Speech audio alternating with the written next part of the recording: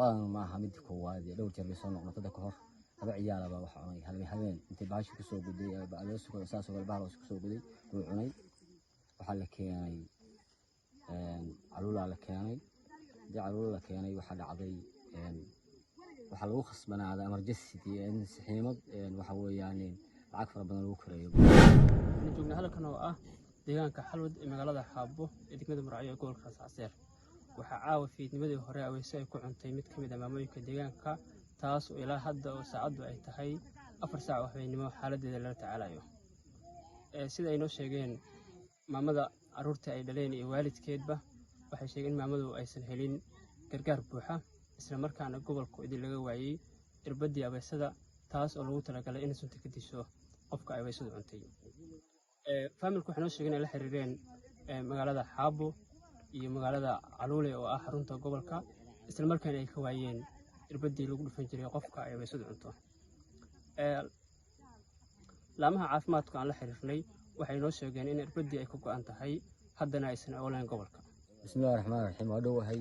waxa weeyaan galabta waxa dhacday aduu casaradii aduu casar meelaha waxa cuntay abeesada waxa cuntay habar qof waayeelo oo geed qurac hoosta joogta hadii ay cuntay waxa weeyaan anaga magaalada joogna waan soo wacay waxa la yiri waxa la rabaa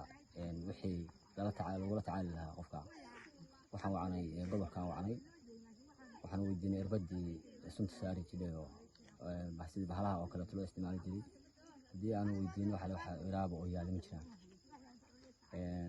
dhacdadan maaha mid koowaad ee dhowr jeer bay soo noqnoqday ka hor laba ciyaal baa wax cunay habeen intay baashi ku soo guday adeeso saas oo bahal ku soo guday oo cunay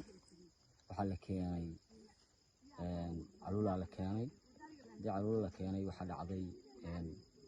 waxa lagu khasbanaaday emergency in saxiimad waxa weeyaan lacag fara badan lagu koreeyo baasa iyo sidaas ay ku badbaadayaan marka wadanka gobolkan ay joogno wax badan baa ka dhacay dhacdooyinkaas oo soo noqnoqdeen waxaan codsanaynaa wasaaradda caafimaadka iyo inta ay khusayso dowladda Puntland inuu la soo gaaro waxa weeyaan gobolkaas ama saxiimad gaadiid ama ilaabti oo la keeno intaasaan codsanaynaa waa dhacdadan ma aha tii koowaad tii labaadna ma aha aduu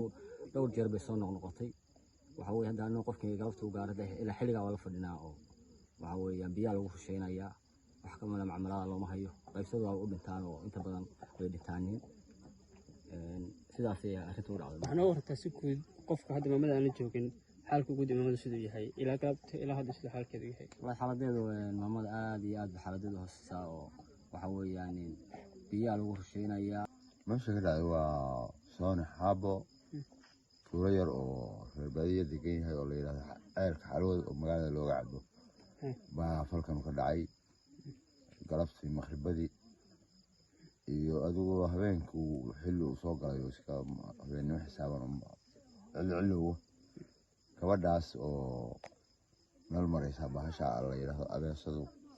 adinka cuntay wayna jiiftaa wax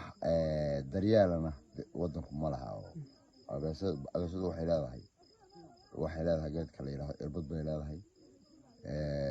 macnaha irbadeedii mataal caluulan weydiinay